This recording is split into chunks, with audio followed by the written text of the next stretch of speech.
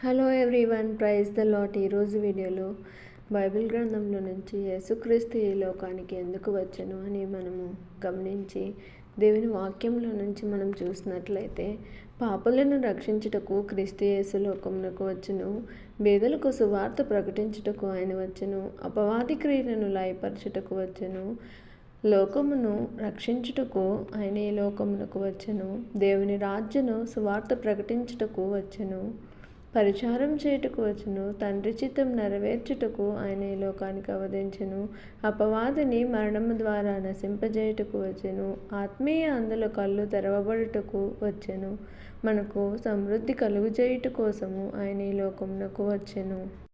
ధర్మశాస్త్ర శిక్ష నుండి తప్పించుటకు ఆయన ఈ లోకమునకు వచ్చెను, ధర్మశాస్త్రమును నెరవేర్చుటకు ఆయన ఈ లోకమునకు వచ్చెను, లోక పాపమును మోసుకొని పోవుటకు ఆయన వచ్చెను, సత్యమును గుర్చి సాక్ష్యమిచ్చుటకు ఆయన ఈ లోకమునకు వచ్చెను, సమస్తమును తెలియచేయుటకు ఆయన ఈ లోకమునకు వచ్చెను, ధర్మశాస్త్ర సంబంధమైన నీతి విధి నెరవేర్చుట కోసము ఆయన ఈ లోకమునకు వచ్చెను, నలిగిన వారిని విడిపించుటకు వచ్చెను, చెరలో నుండి విడుదల కలిగించుటకు వచ్చెను, ప్రభు హితవత్సరము ప్రకటించుటకు వచ్చెను, దుఃఖాక్రాంతులందరినీ ఓదార్చుటకు ఆయన ఈ లోకమునకు వచ్చెను, నిత్య జీవమును ఇచ్చుటకు ఆయన ఈ లోకమునకు వచ్చెను, లోకంలో పాపములో ఉన్నవారికి విడుదల కలిగించుటకు ఆయన ఈ లోకమునకు వచ్చి మనలను ఆయన నిత్య రాజ్యమునకు చేర్చుట కొరకు ఆయన ఈ లోకమునకు వచ్చెను.